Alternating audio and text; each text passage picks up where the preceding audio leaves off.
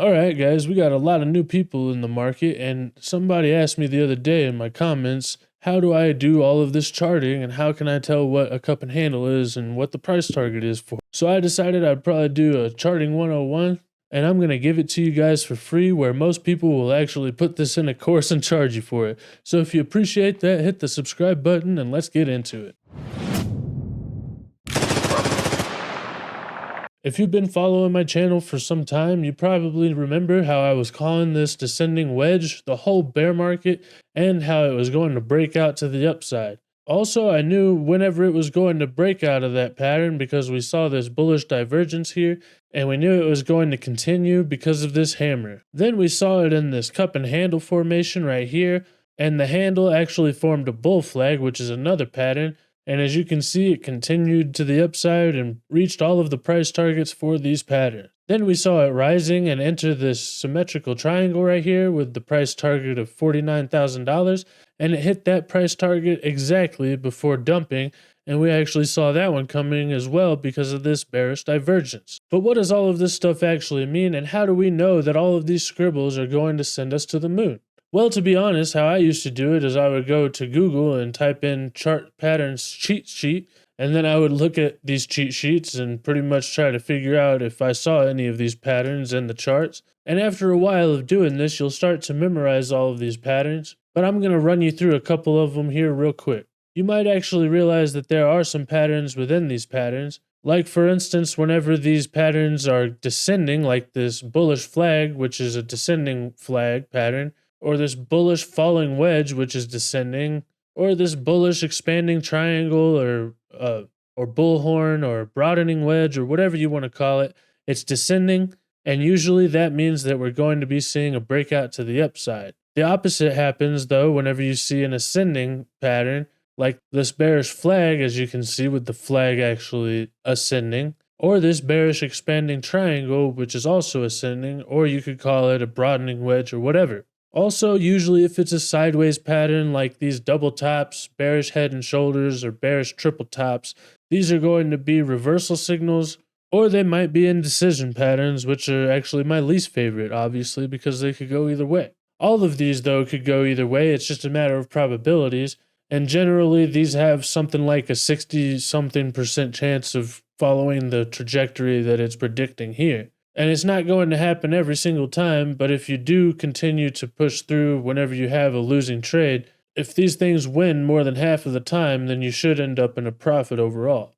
This isn't obviously financial advice or whatever, but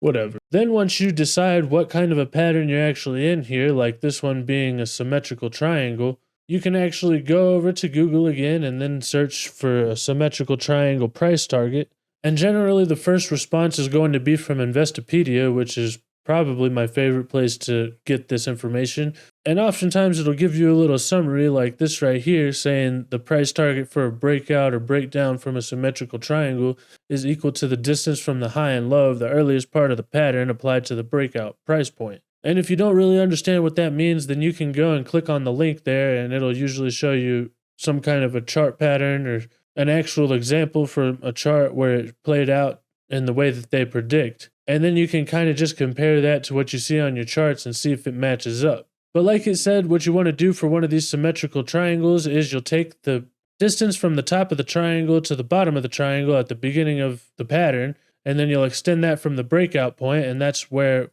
the price action actually breaks above this descending level of resistance on the top of the triangle. And there you can see that that takes you perfectly to the price target that we actually hit as resistance right before we dumped by a whole 20%. And so if you knew how to read these chart patterns, then you could have made a really good trade here, gaining 12% on this trade before missing out on the 20% dip, and then maybe even getting ready to buy back in here at the bottom whenever you saw this next chart pattern, which is a bullish divergence. They have cheat sheets for bullish and bearish divergences as well, as you can see. All you have to do is just Google RSI divergence cheat sheet, and there's a whole bunch of them. But these are actually really easy to figure out because you're just looking for a difference in the higher highs or higher lows on the price action versus the RSI. And if it's bearish, then basically the divergence is going to be on the top of the line, because if you take the price action and you take the swing highs and put a line on the top of those, then that is diverting from what the line looks like if you do the same thing on the RSI.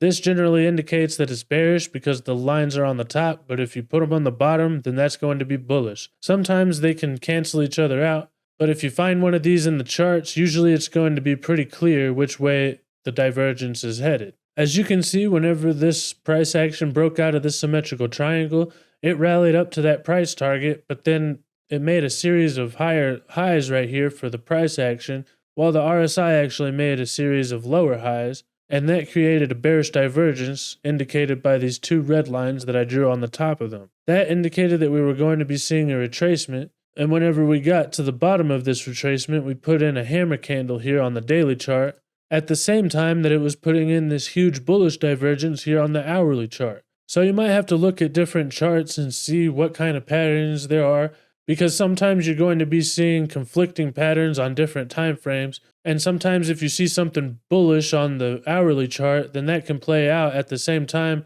that you're going to be seeing something bearish forming on the daily chart, and then generally the lower time frame will happen first before the larger time frame takes over and causes a more significant price swing. There's all kinds of different indications and patterns and whatnot that you can use to decipher what's going to be happening in the crypto markets. And a while ago, you probably heard me mention this hammer candle. You can find a candle cheat sheet as well over here if you just search for it on Google. And as you can see, a hammer candle is basically one of these small little candles at the bottom of a downtrend that has a really long wick, and that's an indication that we're probably going to be seeing a reversal to the upside. There's a little bit more technicality to this, like I think the body of the candle has to be a certain percentage of the length of the wick, and you can also find that out by going over and searching for what the parameters are on these through like investment.com or something like that. And it might take you a little bit of time to get this down or to remember all of these patterns and their price targets and stuff,